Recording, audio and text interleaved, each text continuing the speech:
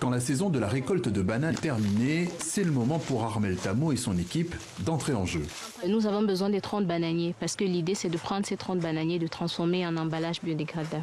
Et des troncs de bananiers comme celui-là, abandonnés ou qui ne servent plus à rien, il y en a à profusion ici dans cette plantation de Bamkomo.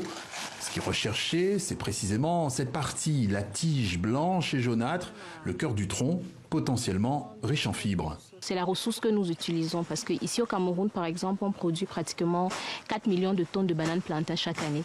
Et lorsqu'on dit 4 millions de tonnes, on dit 8 millions de troncs de bananiers qui sont disponibles.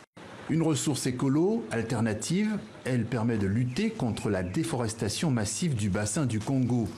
Sur ces plantations de bananes, il suffit juste de couper à la bonne hauteur. Essaye de remonter pratiquement à 1 mètre avant de couper pour que le tronc final fasse dans les 1 mètre et demi. Et que le tronc soit encore recyclable. Entrepreneuse avisée, lauréate de plusieurs prix, Armelle Tamo est déjà dans le coup d'après avec une stratégie qui veut minimiser les coûts et gagner du temps.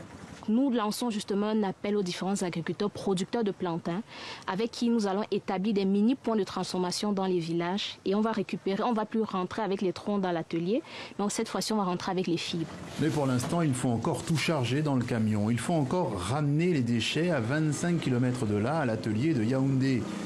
Sur site, les troncs sont dégainés, comme on dit sur place.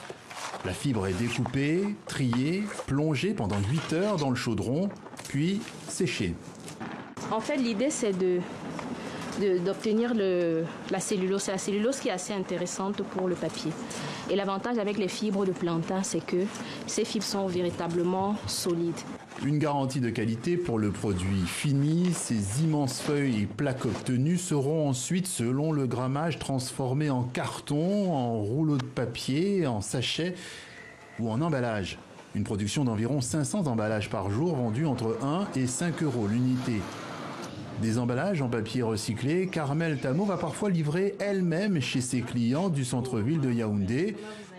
De jeunes entrepreneurs comme elle, soucieux de séduire leur clientèle tout en préservant l'environnement.